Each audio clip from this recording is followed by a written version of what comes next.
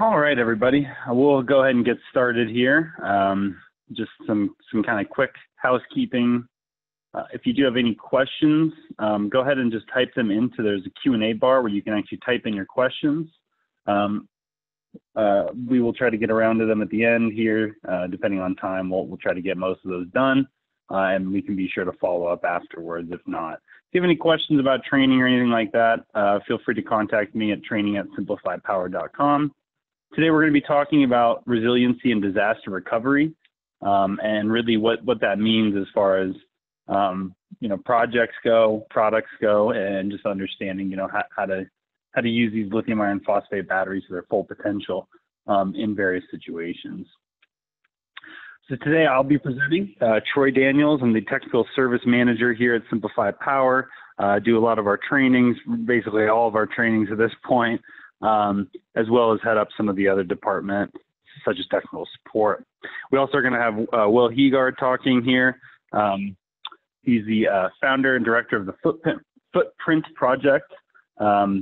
Will leads projects at the nexus of disaster response and sustainable development. He currently serves on the board of the Minnesota volunteer organization active in disasters. Will has been working with us for a while, so he definitely has some cool projects to highlight, as well as to talk about his own company. All right, I'm going to start with a quick overview of the company for those that are maybe a little new to SimpliPhi Power. And I see we've got a lot more people in now than when we started, so just, again, FYI, if you have any questions, type them into that Q&A. Feel free to type them in as they pop into your head, and at the end, we'll carve out some time to go over them. Okay, so in 2010, SimpliPhi Power was actually founded as OES Energy was the name at the time. This is when we first started building out things like the Liberty Packs, which you might know as the Big Jenny or Little Jenny now. 2011, 2012, started working a lot, regardless of residential, but also military and some emergency response, which ties nicely into this presentation. That was kind of the nexus of where we jumped off, the tipping point to start product line expansion, more manufacturing, and we actually relaunched the SimpliPhi Power in 2015. And from there, we've just been ramping up manufacturing, continuing to build new products, innovate, and really try to provide the best battery channel we possibly can to get these products out. Our technology is safe, proven, and simple. So no toxic, non-hazardous, cobalt-free lithium iron phosphate chemistry, which mitigates the risk of thermal runaway. We're UL certified. We've proven, in various countries, actually this number I think is a little low, 40 countries, over 100 megawatt hours installed. This number is always changing, so it's hard to keep up with. We've even been validated by the U.S. Army and Marine Corps. And simple, we always try to keep our products as simple as possible to make the installation process as easy as possible, and really kind of shine our products in various projects that just make life a little bit easier on everybody. So again, 100 plus megawatt hours since 2010 deployed. You can see some of the kind of areas that we try to reach as far as distribution goes, and really being able to build out channels. As far as applications go, I won't bore you with all of these, but commercial, industrial, emergency preparedness and response, which we're going to be talking about today, off-grid, microgrid power security, utility and energy companies a little bit as well, and residential and multi-unit dwelling. So tons of different projects, tons of different companies we've worked with, and really a lot of use cases. Okay, so SimpliPhi Power, I mentioned already, we use a lithium iron phosphate cylindrical cell. This is the basis of all of our products. This is what gives us clean, safe energy. I thought I had a slide after that. I do not. I do have a slide coming up talking a lot more about the chemistry, why there's differences there, and really why lithium iron phosphate makes a lot of sense, not just for these projects, but for all projects, and really why it is the chemistry that we choose. So with that, I'm going to go ahead and pass off the controls here to Will. And Will, it is all you.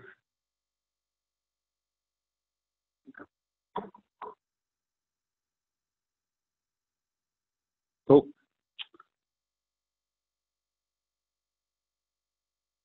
Just go ahead and hit from current slide. Sorry, everybody. It's a little tricky with the controls here. Sometimes you might see a little, there you go. All right.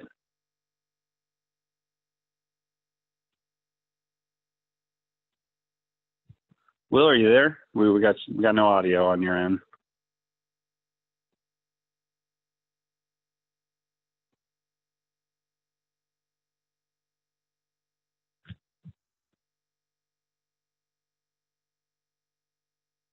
All right, everybody. Apologies here. I'm going to go ahead and just take the controls back, Will. We'll try it that way, though. We still can't hear you. There we go. Sorry, guys. That was no, you're all good. fault. Okay. Can you hear me now, Troy? We can hear you. I'll just go ahead and take over. Awesome.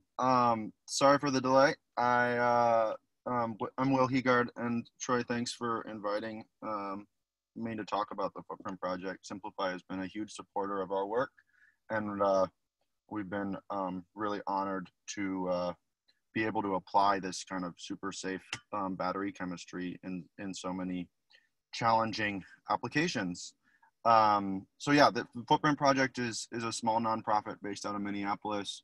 For all practical purposes, we put batteries and solar panels on wheels and move them around to power critical infrastructure during disasters, and through that immediate response to early recovery phase. So we primarily focus on mobile solar storage applications, ranging from portable power packs in the kind of 2 kilowatt range to larger solar nanogrids in the 10 kilowatt range. Troy, you can hit that next slide if it's working. Sweet. Yeah, so our mission is to turn every or as many disasters as we can into an opportunity for sustainable development. And yeah, just keep going, man. I'll just keep talking. And we help communities build back greener by deploying these mobile solar energy systems. So we really break our mission down, or break our operations down into 3 phases. It's when, emergency response, when the grid is no longer viable. And that's really when we mobilize every known available solar plus storage asset in the region, whether they're ours or someone else's, and mobilize volunteers to bring the equipment into the disaster affected area and help responders or affected community members plug in. Then as the grid is returning, we decommission damaged solar installations, Resi or CNI, to recover functional solar panels, trying to keep those out of landfills. And then we pair those with Second Life batteries and other equipment as we can find it in that kind of longer term resilience mission when the grid's back, so that we can have more mobile turnkey generators that are available for the next disaster to keep fossil fuels at a minimum use. We can go to the next one, Trey.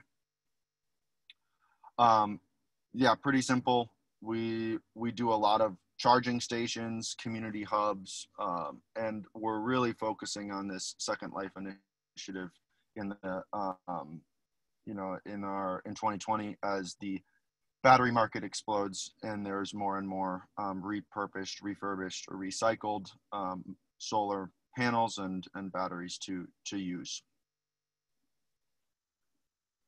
Oh, I guess there's double slides. No worries, just keep going. All right. Thanks, Will. We'll jump back in here in a little bit. I'm going to go ahead and take the helm here. I'm just going to talk a little bit about SimpliPhi products. I think for the most part, if you've sat through one of my webinars before, you've heard most of these, so I'll try to keep it a little brief. But the cornerstone of really all of our products, or at least most of them, is these two batteries, the 3.8 and the 2.9. Just different size building blocks designed to be scalable, expandable, kind of integrate into systems pretty easily, internal battery management system. And these can be definitely seen in a lot of the projects we were just talking about, as well as some that are going to be coming up. Excuse me. The access, probably not as kind of widely used as far as these type of projects go. Definitely not mobile, but it is a product that we do see still in some resiliency style projects, even if we're looking at it on a residential scale.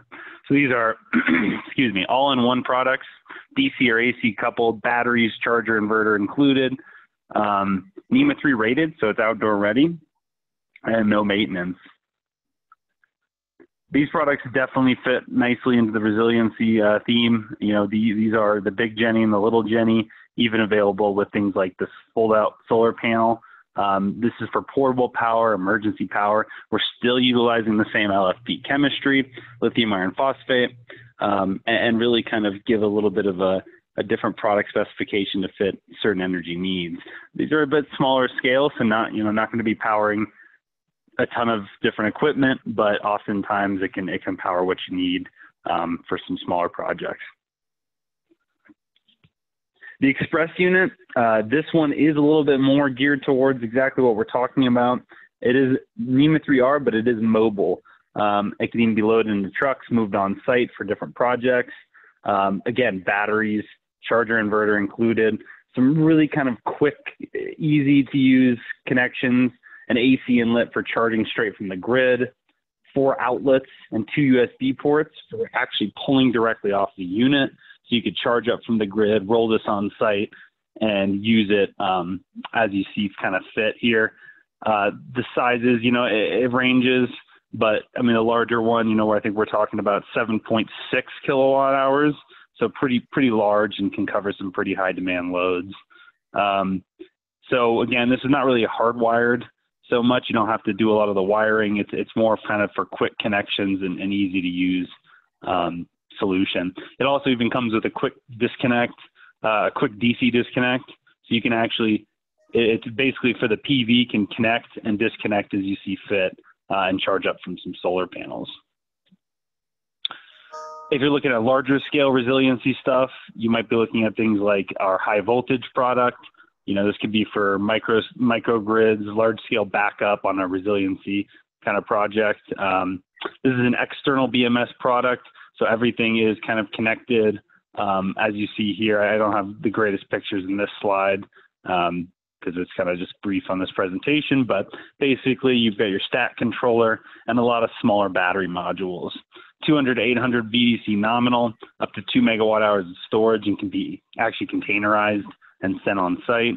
CAN bus, Modbus, and Ethernet communications ready. So this is really for the bigger projects.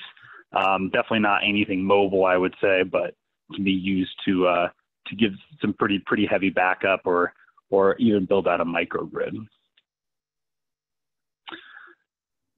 Just to mention this, I'm remiss if I don't mention this every time. If you're looking for some kind of, I apologize, the header is a little wrong there. Not battery sizing and lead acid replacement. These are actually sales tools. Check out our LCOE calculator very first. Basically, if you're looking to do some ROI calculations and understand exactly what a customer or a client might be looking to get out of one of our products, we built it out for you. You can type in all those numbers and really see the cost of a kilowatt hour over the entire lifespan of the battery.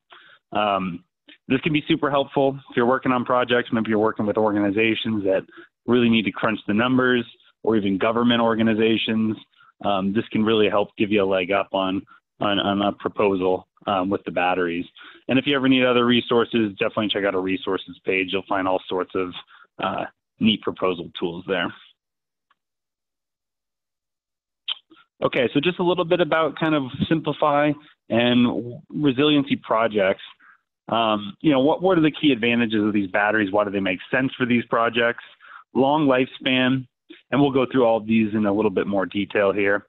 The warranty, the safe chemistry that we use, expandable and scalable, and high power rating. So as far as the warranty goes, the warranty's changed just a little bit lately. We actually now warranty 10 years on limited cycles. So you can use it between 80 and 100% depth of discharge. I will say, 80% depth of discharge is going to give you the longest lifespan. So while most of, why these all fit within the 10-year warranty, 80% is definitely going to make a lot more sense when it comes to a longer lasting project. End of life, also important. And we can talk about this a little bit when it comes to the second use batteries, second life batteries. End of life, we actually consider 80%. So that means at your 10-year mark of your warranty, we would expect no less than 80% of the battery's original capacity, making it actually a really good candidate there for second life. Okay, I mentioned chemistry. We use lithium iron phosphate chemistry. These are all different types of lithium ion chemistries here. Some ones you might be familiar with, NMC. That's probably the most common one I see around. This is a cobalt-based battery, so there is chance of thermal runaway, toxic, as well as requires a lot of cooling and ventilation. The lithium iron phosphate does not have that chance of thermal runaway, so we can actually get rid of some of these redundant systems and withstand some higher temperatures without a cooling system that could fail on you. As far as scalability and expandability, so again, our batteries are kind of built, if you're looking at a 3.8 or 2.9, these are really designed to be small building blocks that you use to expand out a system. The idea being they're small, easy to maneuver, actually able to hold it up and put the battery in place, and then kind of fit into each energy and power demand that you have without maybe over purchasing or under purchasing, so that you have exactly what you need. Expandability, this is super helpful as well. This is actually the ability to go and add new batteries to an old system. So that can be really helpful if you're building out, if you are building out a project where maybe their energy demands are going to grow over time. This can be super helpful where you can actually add new batteries to old batteries. The C/2 rating, and what I'm referring to here is both the rating of at which the battery is labeled, but also the maximum charge and discharge of the battery, the power rating. So we're talking about a C rate is a measure of the rate at which a battery is discharged relative to its maximum capacity. Now, that means that we can discharge our batteries, which are rated for C/2, and those are just our standard batteries. We do have batteries that are rated even higher. You can do continuous discharge at 2 hours, meaning you can discharge the entire battery's capacity in a 2-hour window. These batteries actually have their own built-in surge capacity too, so maximum discharge. So for instance, the 3.8 model has 60 amps DC per battery for 10 minutes, and then 37.5 amps DC continuous. As you add batteries, as you scale up a system, you actually get more power available to you, and that power actually grows. That C/2 is relative to the entire bank, not just one battery. It's going to be really helpful too as far as mobile stuff goes for charging. You can actually charge the battery in the 2-hour period, which really can be helpful, if you need to get it charged up and moved on site.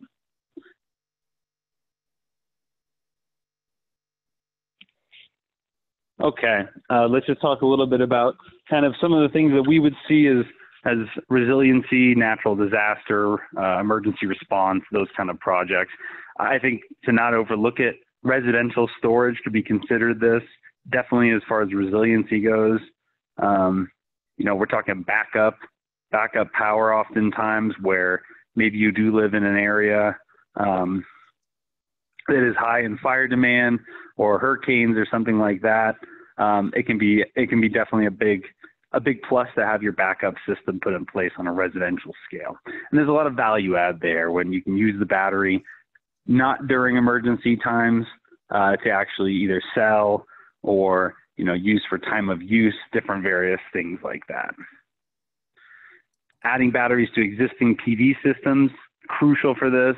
You know, it still amazes me how many people are surprised still when they do not have power when the grid goes down in an emergency because they only have solar panels. We're adding a level here where we can bring back online the PV and have some batteries in place for storage. S-chip, I'm not going to go into too much, but if you are in California, there's definitely some new focus on resiliency, as well as, you know, depending on where you are, maybe if you have medical needs that need to be covered, or even if you're in high-risk fire areas, the S-chip program in California can definitely help shed a lot of costs off these batteries and get a system put in place. Clinical response. You know, these could be everything from refrigeration units with medicine in it, basic power demands, whether that's lights, you know, just the, you know, outlets and things like that. A lot of renewable energy generation can be added to this as kind of another layer. Definitely, you know, a lot of the projects I think Will's going to be talking about, we're talking about renewable generation as well as storage, which is really the way to go. But definitely non-renewable generation and backup is also an option, you know, where you're charging from the grid. Maybe it's a mobile product like the big Jenny in this picture. Bring it on site and actually use just the power or the energy that's been stored in there to power some certain things. Resiliency on a large scale, I talked a little bit about the high voltage already. Definitely an option when you're looking at resiliency on a really large scale, whether that's a community, whether that's just a high power demand, maybe a high energy demand, you know, something that's a large building that requires a lot of backup. Low voltage is always an option too. Our batteries are scalable. We can scale up basically to any energy demand when it comes to our lower voltage products as well. This is a great example here. You can see a low voltage, large scale project that can really, we can build up these larger scale projects even with the low voltage stuff. Community power, again, being a big one for looking at resiliency, disaster relief, you know, large scale backup, not just on a home, but on a lot of homes. And even mobile microgrids, which we've seen a lot, whether they're large scale or small scale. Just a few kind of notable projects that were sent to me by our team. This one, Rampart, and I apologize, I don't know too many details on a lot of these projects, but you know, I think they give you an idea of just some examples. The Rampart Temporary Clinic in Utah treats over 2,000 patients a week, powering a field hospital for 3,500 refugees on the U.S.-Mexico border.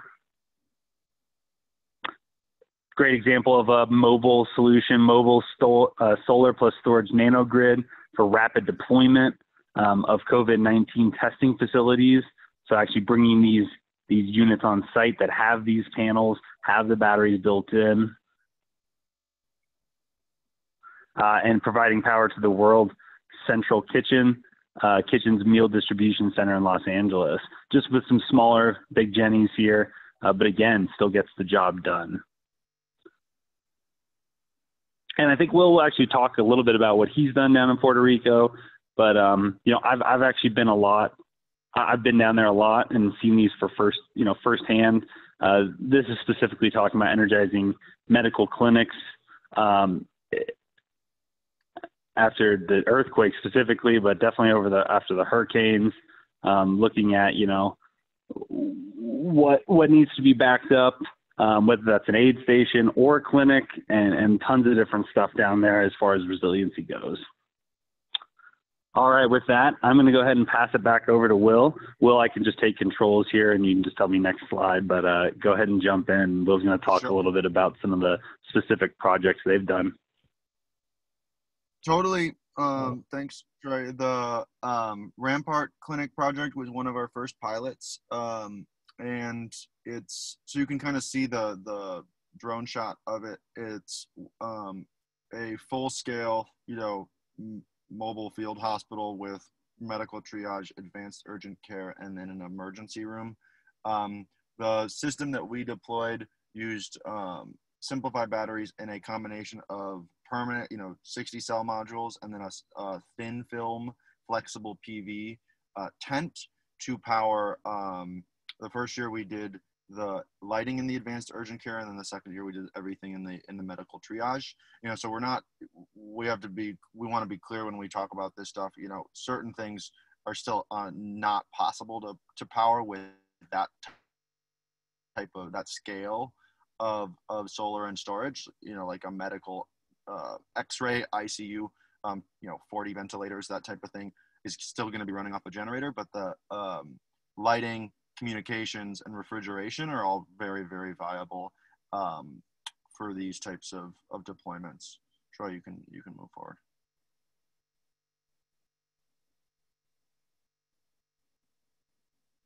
Is this working? Oh, there we go.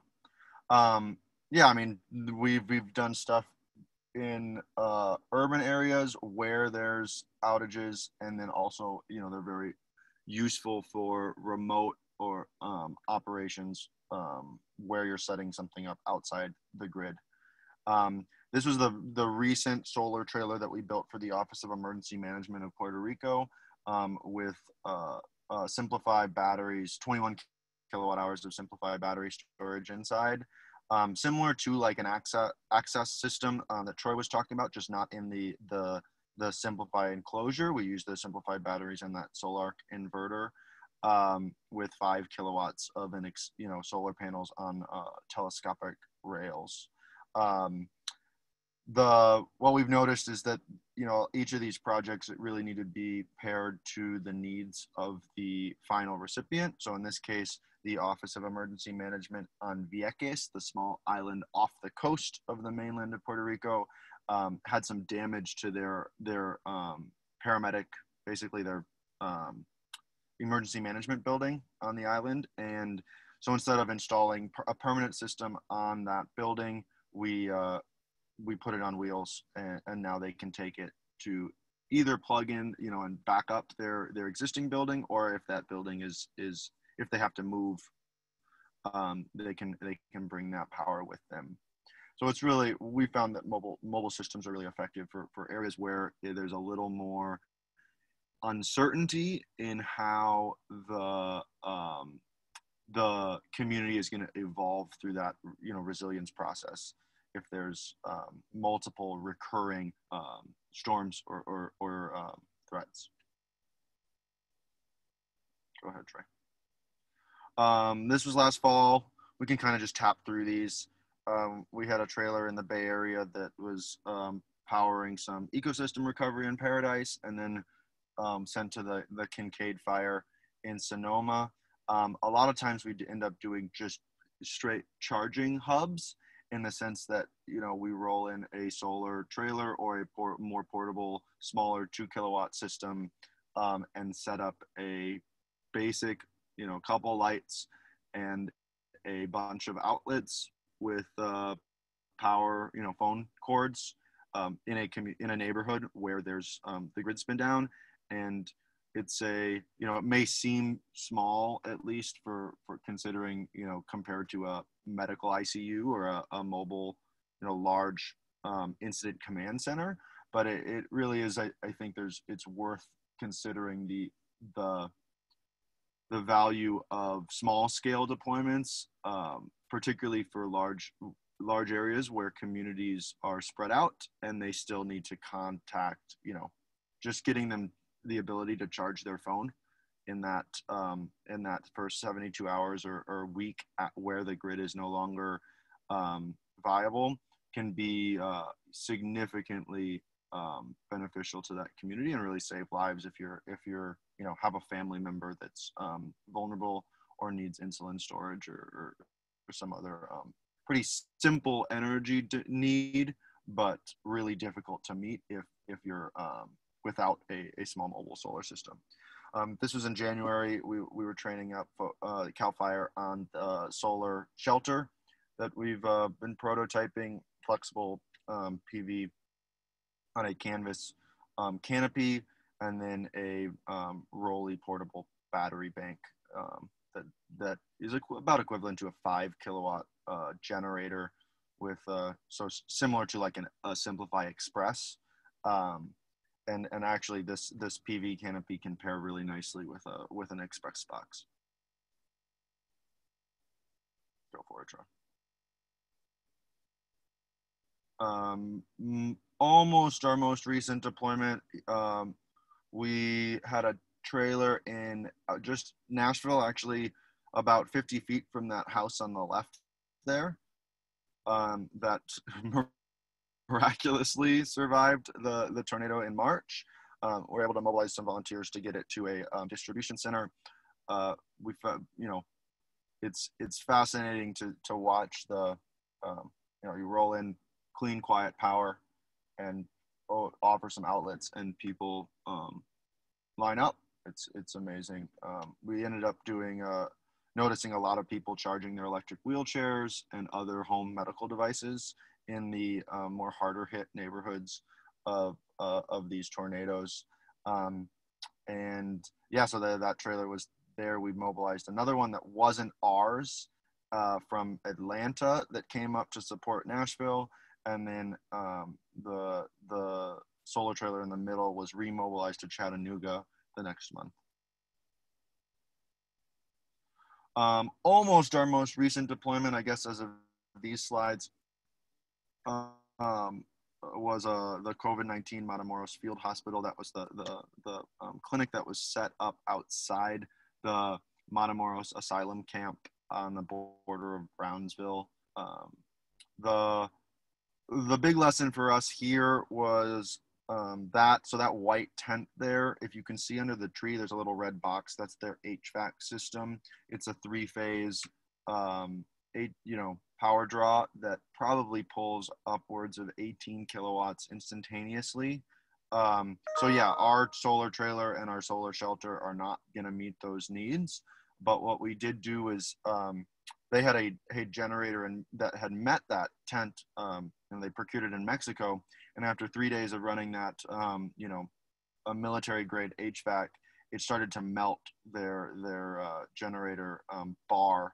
So, while we couldn't necessarily meet the demands of that HVAC system, we did look at the full power loads within the clinic, and added basically mini split heat pumps to inside that clinic that took a lot less energy, and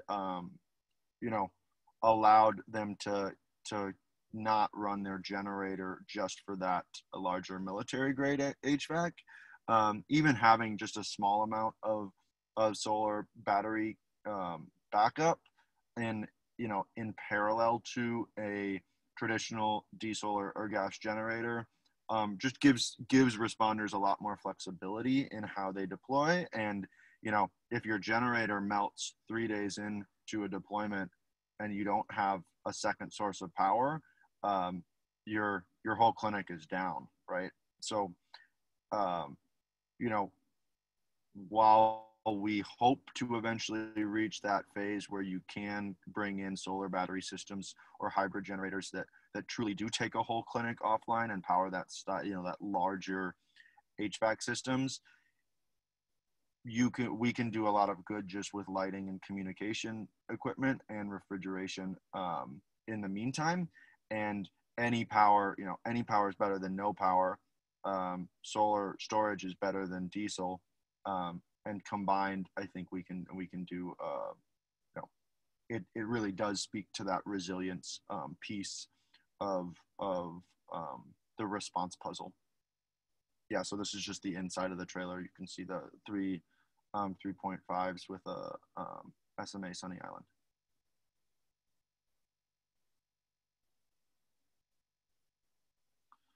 Yeah, and then just to talk a little bit about kind of our plan for 2020, we're still,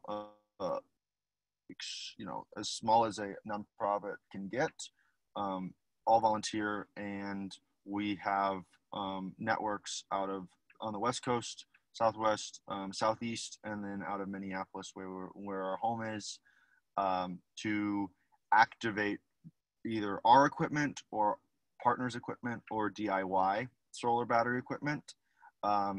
So we are always interested in building out that map of distributed deployable clean energy systems.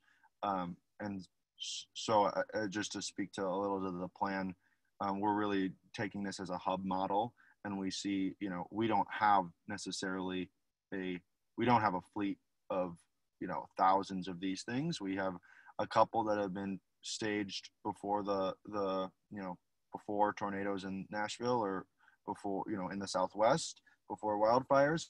But we are really looking to be a force multiplier and a matchmaker between any mobile solar power system that can displace a diesel generator and a emergency power need in a community. And you can just click through. Yeah, so if you have clean energy systems that are sitting in a warehouse and you want to add them to our database for regional dispatch, please reach out or just click a link. We're always looking for, people to rethink these systems. Ours, we don't claim to have the answer.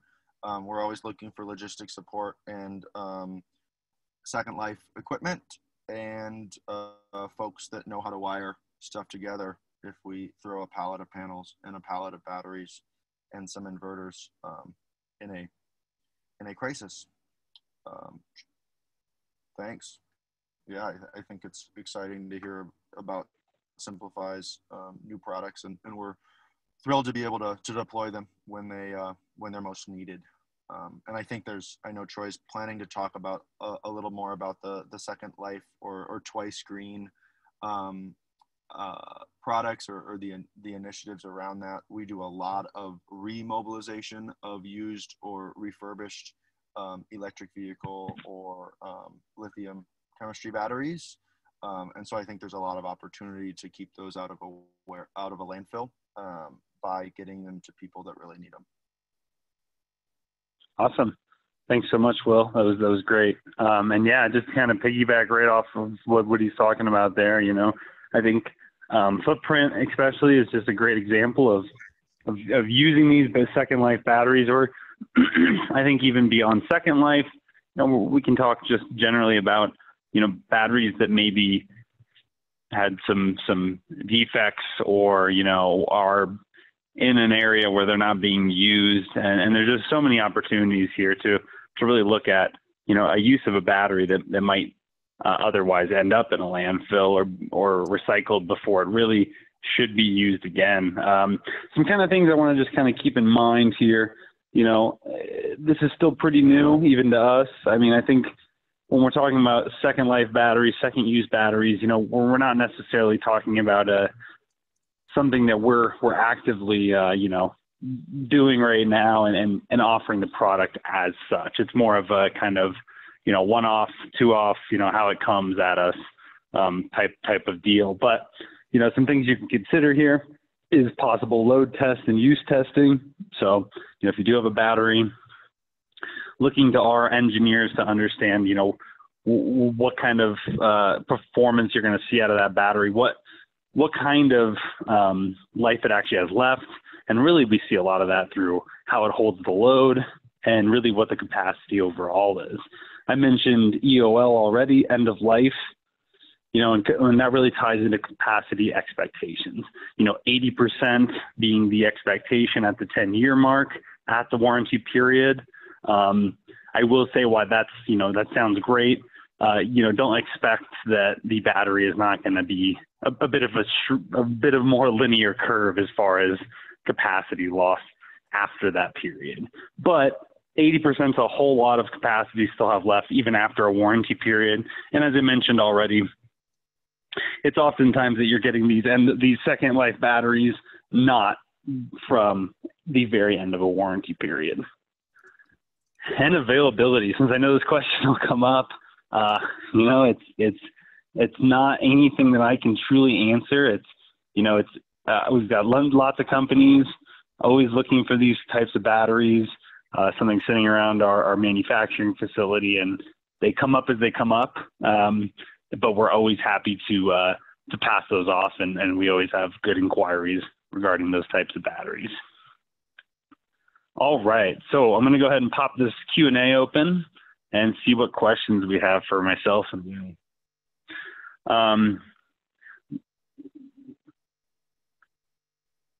So somebody's asking about industrial solutions webinar. Please share a link if you already have it. Don't really have anything too tied into industrial solutions, but definitely we'll keep that in mind. What size container is required for 2 megawatt hours of SimpliPhi storage, including inverters and other equipment needed? So actually, it'd be a 40-foot container typically would be that larger scale for the high voltage product. What is a budgetary installed pricing for a 20 kilowatt hour SimpliPhi battery system? I won't try to go down too far as pricing goes. And I don't know, Will, I don't know if you've got any more clarity there. I know as a nonprofit, you're probably not.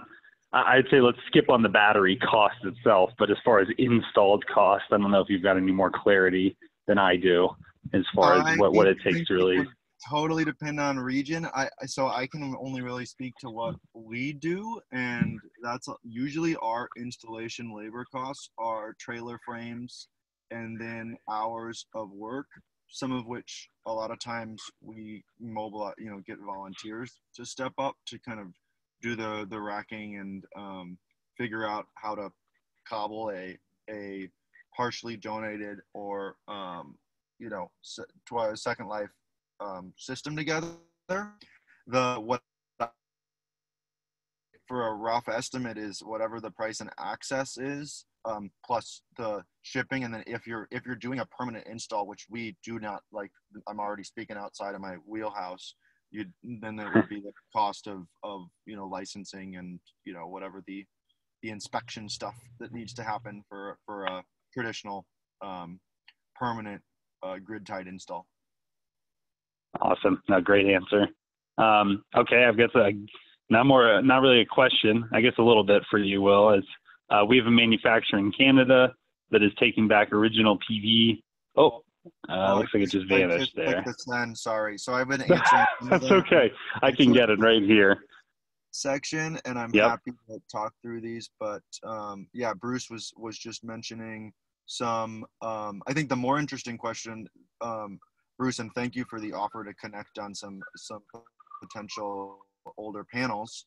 But Bruce also had a question about ventilators and diagnostic imaging and how those energy loads, whether they require a generator due to reliability, energy quality, or demand.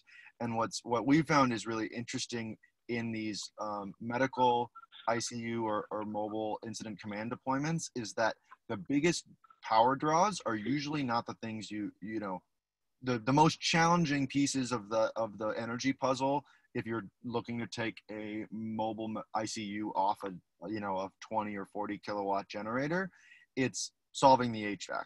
It's number one challenge, because that's really why those clinics have a 40 or a large generator. It's not really for the medical equipment. It's for the climate control of and overall space, just to power the heating or ventilation of that space.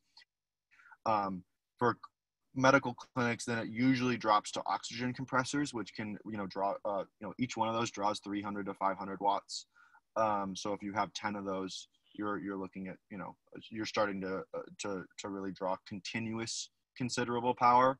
But the X-ray, the ventilators, the EKG, those lab testing equipment, those all have usually backup batteries integrated. Like an EKG has a battery, like a DeWalt power tool set, same type of concept, right? So you're really only using the generator or the solar battery system to charge those smaller batteries that then get clicked out of the charger and go back on the EKG, right? Based on how much refrigerators or chest freezers you might have and how hot the climate is, that might, add up. But those, communication and lighting equipment is pretty nominal. So we really generally try to figure out, okay, what can we do to create a workable space, and whether that existing, the partner group who we're powering up can adjust their load their appliance list or load map to make the HVAC more efficient. And if we can do that, it really changes the game on whether that generator needs to kick on all the time. Awesome answer. Yeah, and then I think a lot of that I didn't even know, so that's great to hear and kind of more of an understanding there. I think there's a question for me. My question is, if we have an off-grid installation with 40 kilowatt hours of battery, can we replace the lead acid batteries with your batteries without any change on existing MPPT charger? As far as the charger itself goes, maybe. It depends how old it is. I mean, I've even seen some C40s work with our batteries. So most of the time, I would say there's not a problem with the charger existing, though there are certain set points that need to be programmed. So it definitely is not just plug in and let your lead acid settings play. It definitely is a bit of reprogramming, and that ties kind of directly into if the charger will work. I would actually say if you're interested in kind of some more installation stuff and things like that, as far as design, install, I'm actually running a workshop here that'll be on our website soon, a 3-day workshop to go from everything from design to installation to programming and everything in between, even including equipment. But if you do have a specific project you're working on, you've got an MPPT in place already, you just want to make sure it works, just reach out. You can either reach out, so I'm going to go ahead and be obnoxious and go all the way back to the beginning since I don't have it on the last slide. But feel free to reach out to me directly at the training email. There it is, training@simpliphipower.com, and I can always pass it along to one of our sales application engineers. All right, Will, question for you. Has Footprint performed a cost comparison on the Footprint solar microgrid approach versus a diesel generator approach? Great question. I wish we had a better answer, but the answer is yes, and it's asking the partner group how much they were spending on diesel or gas a day. So for example, in the Matamoros clinic, without the solar microgrid, they would be spending $40 a day to fill up that gas, their 20 kilowatt hour generator, and run it consistently. So it's not perfect. We, then you add in the cost of that generator, anywhere from $5,000 to $10,000. This is the linchpin to sustainable disaster response is the financing. That's the number one challenge. It's not the technology. SimpliPhi's figured that out. It's figuring out how to fund the deployment of systems, turnkey solar battery systems that are expensive up front, but if in comparison to buying a generator and running that thing 24/7 for 6 months to a year and a half, do not, end up being cheaper. The solar battery systems will pay themselves off if the response group knows they would be running a generator 24/7. The challenges with these grid outages is that they're sporadic, right? So you don't know if you're, in the earthquakes, we didn't know if those systems would be out in certain locations for a week, or like we still have a small sort of like Big Jenny style portable power kit that's powering 3 families in the mountains where they're sleeping in tents and running a refrigerator, computers, and phones. And those people have been using that system for the last 3 months. It's totally, it's really, really hard to just plan for the, based around the grid outage. So that's a lot of the reason why we have turned towards Second Life equipment, is because it significantly reduces that upfront cost. And it also allows us to involve or engage volunteers that want to, figure out how to put some refurbished batteries and a, Morningstar or a Solarc or whatever, with some panels that we have on a system. Awesome. But, yeah, it's point being, our reporting, I wish we had better answers, but right now we know that it's generally it does pay off. It's just about how long. Yeah, and I think just to add to that, the LCOE calculator, levelized cost of energy, that I mentioned earlier, that's the kind of tools that, it's, as Will said, it seems like it's almost a project to project basis, and understanding what the diesel consumption is, what the maintenance on these kind of generators are, which is high, especially when you're running 24/7, and really looking at ROI. But as far as batteries go, I encourage everyone to use that LCOE calculator, which gives you some pretty easy numbers to kind of work with. And then, if you always need help as far as ROI stuff goes, reach out to our sales team. I see a few questions here on pricing. I'll just say generalize this to everybody. I don't really talk about pricing myself. If you're looking for pricing, we sell strictly through distribution partners. We do sell sometimes direct if it's a specific projects with maybe with Second Life stuff and things like that. So if you are looking for a distributor or just somebody to buy from, you can reach out to us direct, or you can look at our where to buy page. We can always direct you in the right direction for pricing on batteries.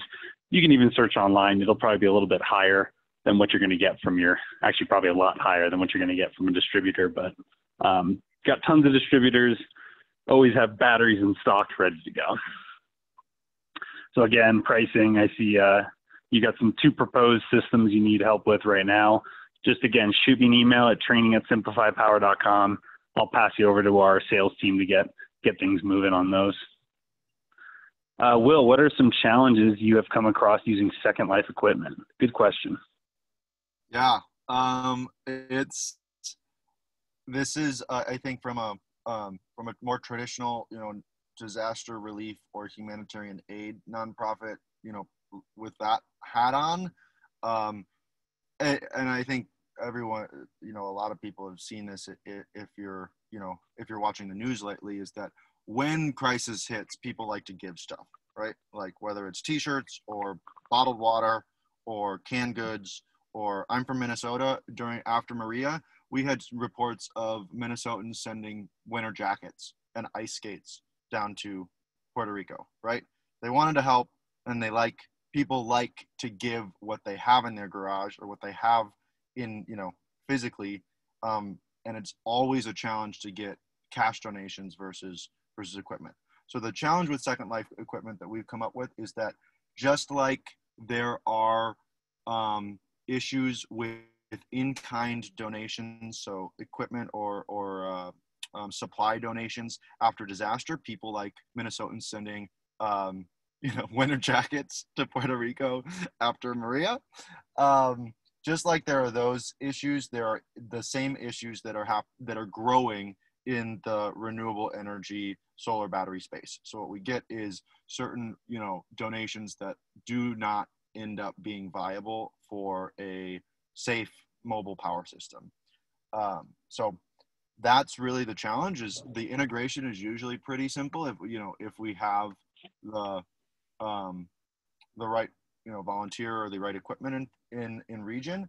But a lot of times we'll find a lot of it's a lot easier to find solar panels, Second Life, and for cheaper for an in-kind donation receipt than it is to find batteries. So a lot of times we'll have solar panels sitting around, but not the rest of the guts of those systems to be able to put a turnkey generator together. I think it's important for everyone in the renewable energy industry, or the battery or solar industry, to recognize that it's not like we're greener, but we're not zero waste or zero impact. So if you are Sure. looking for a way to, engage with, if you have old equipment around, or you're, burning a hole in a warehouse somewhere, just think carefully about what you're sending to who, because a lot of times, just like any very well-intentioned donor after storms, some of those in-kind donations can do more harm than good. Yeah, agreed. And, just add to that, if you do have our batteries lying around, whether you're distributor, installer, customer, and, it is something that you're looking to donate for these kind of things, never a bad idea to send it back to us. We can do a lot of work with it, understand where to send it to people like Will, and really have an idea of how it's performing before we go back. Okay, a few more questions here. Bruce mentions the Japanese have been working with grid. I'll just go ahead and answer both your questions, Bruce. With grid resiliency through electrical vehicle two-way connects and flows. Have you heard anything about this at the community level? Yeah, a little bit. I mean, it definitely makes a lot of sense. You know, you've got your electric car and you can discharge or charge it.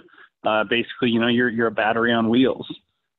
You're an energy storage system on wheels. So it definitely makes sense. We don't really work in mobile, like that sense of mobile, as far as electrical vehicles go. So we're not really too tied into that.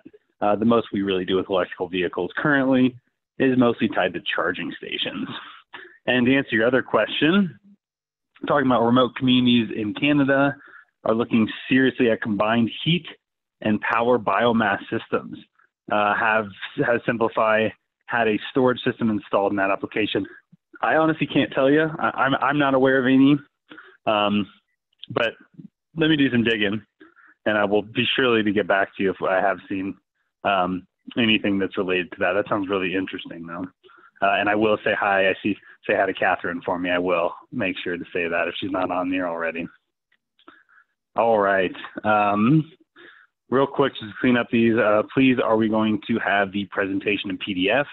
Absolutely. I also recorded this, so we'll send out the recording link as well as the presentation with my contact information as well as Will's if you are interested in getting any more information either end. Will, it looks like there's one more question for you. I don't know if you wanted to answer that one or if you can see it there. I'm not really sure exactly what that's talking about. I assume those are utility acronyms. CPUC sounds like a utility, but I'm not sure. We have we short answer, no. If you have a lead, please let me know. No, I don't want to be too shameless, but yeah, we generally get most of our funding comes from private donors. You know, the $20 to $100 donation on our website that gets a system that we've pre-assembled from point A to point B where it's needed. And then small private foundations that want to support the builds of new systems in their region. So that's really how we've gotten this kind of off the ground so far. What we've noticed is that, you know, if it takes $30,000 to $40,000 to build a solar trailer, that's a big chunk of money for a small nonprofit. But if the systems can be built ahead of time and it only takes a couple $100 to move that solar trailer from, you know, where it's staged to the place that it really needs it, that is totally fundable via a Facebook campaign or a couple $20 donations. So that's how we've kind of framed it is, hey, let's build by any means necessary using whatever equipment we can find, and then when there's an emergency in that region where that equipment is, let's get it to the people that need it. And the mobilization is usually a lot easier than the build. Awesome. Looks like we are out of questions here. I just wanted to give Will from Footprint here a real big thank you for joining us. Definitely always great to hear real world applications. Love what you guys are doing. It's always been good working with you. So really appreciate your time, Will, and I appreciate everyone else hopping on as well. As I mentioned, send out a PDF. We'll send out some follow-up. You can always email me, and we'll provide both contact information for Will and myself on the follow-up if you have any questions. So really appreciate it, Will, again. And thank you, everyone else as well. Yeah, so appreciate SimpliPhi's support. You guys have been an incredible partner. Awesome. Thanks, Will. Have a good day, everyone. Bye. Thank you. Bye.